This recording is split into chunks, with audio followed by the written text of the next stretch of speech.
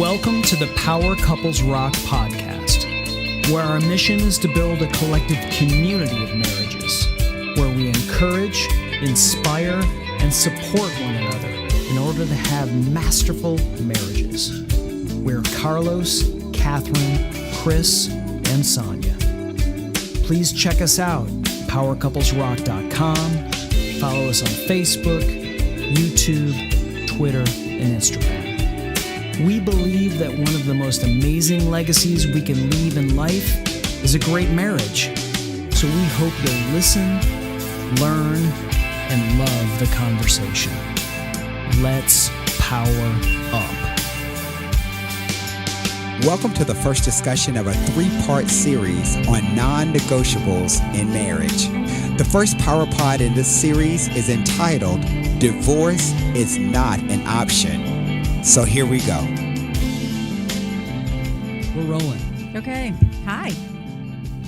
Ladies and gentlemen, please welcome to my right, to your radio left, Mr. Carlos Green. What's up, Power Couples Rock community? And then to my right is my beautiful wife, Catherine Green. What's up, power couples? And then to my right is Miss Sonia. Ah, yeah. Whoop, whoop. What is happening is right that? now? Sonia Stone. And to my right is my husband, Chris Stone. Now, how come you couldn't give me the Chris? Okay. Okay. That's it. Yeah. Love We're it. going to talk later about how husbands and wives should harmonize. I like that. Literally. We can do that. Because, we got to work on our... Yeah, we have to work on that. That's my bad. Okay. Carlos, what's up, man? So tonight for our podcast, we thought we would dive into the subject of non-negotiables. Non-negotiables in your marriage that whenever an issue arises or challenges come up, that is off the table.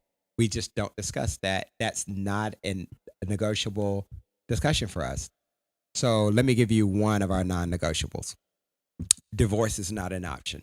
Tell me No matter more. what happens, divorce is not an option. Once we made our commitment that we would be together as husband and wife, then we are going to bulldoze our way through any challenges or issues that we have. So when we're having those discussions, it is completely off limit to even use the word divorce. We should never even bring that into our language, into our bedroom, into our space.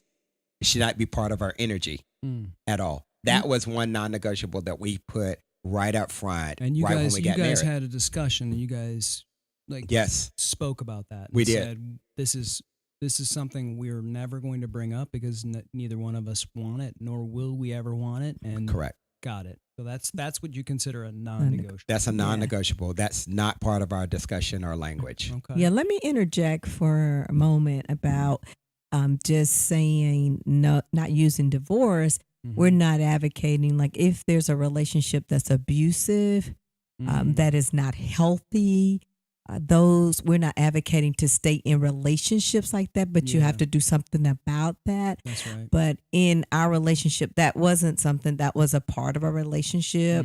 Abusive language, things that tear each other down.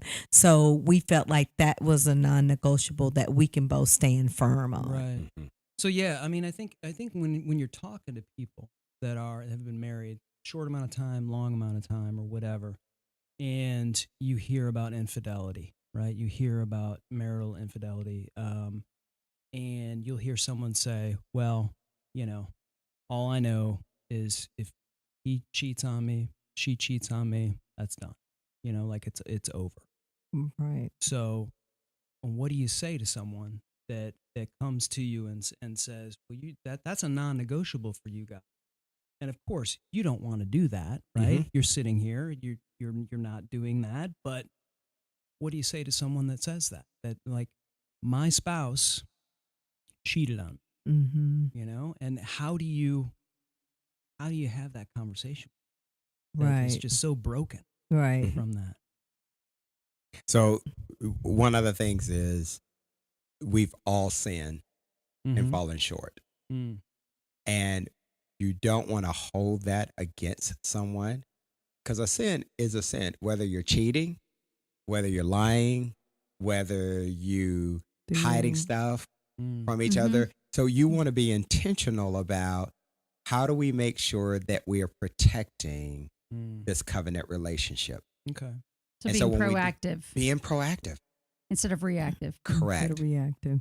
Go ahead. And I would say, because we pray about, we're not like ignorant to the things that are out there that can come up against humanity, that could test you in your relationship. And so we have an intentionality of, as he said, protecting that marriage. I think it's an honor to be in a relationship. It honors God, and it's one of the things that he has put together. And so we want to do our best in this role. I mean, it's almost like I'm working for him. Just like, yes, this relationship, you chose me to be married at this time. And I want to make God proud. I want to honor him.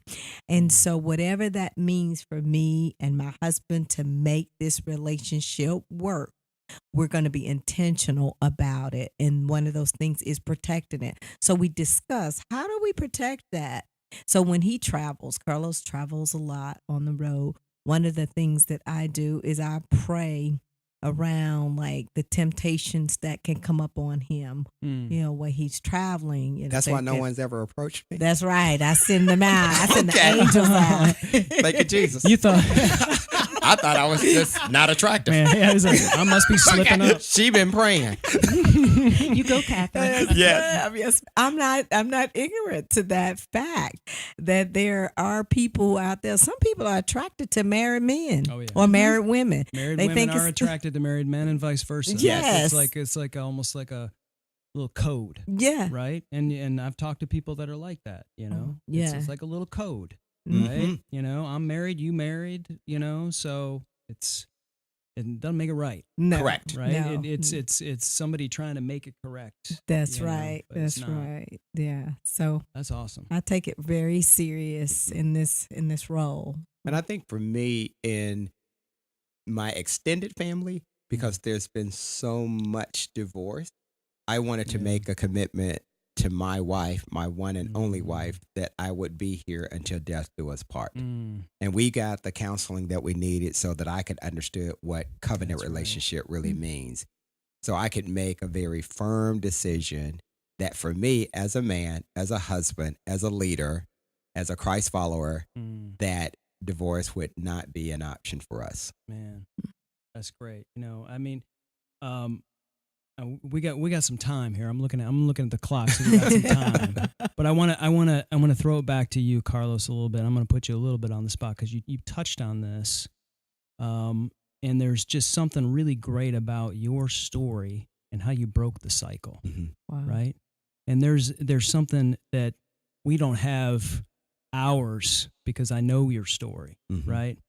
But if you can break it down for folks, and that what you went through in a nutshell, and where you came to, and what it took for you to break that cycle, for you to say, listen, what was my life before and my family's life before and everything and how I was brought up is not me now.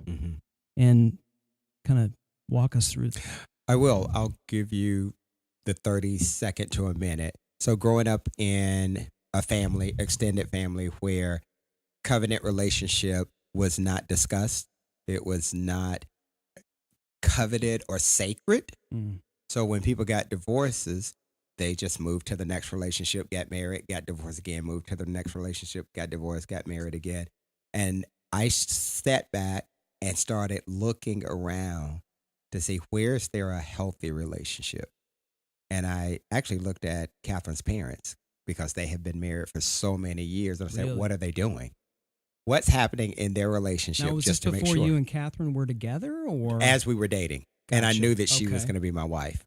Okay. But I felt if I didn't go into this relationship or this marriage with that non-negotiable, that the divorce is not an option, then I would become a statistic, or I would repeat that cycle and pattern. So before I even got married, we went through counseling, and it really came out that I was afraid of commitment because of my What you had extended seen. what I had seen.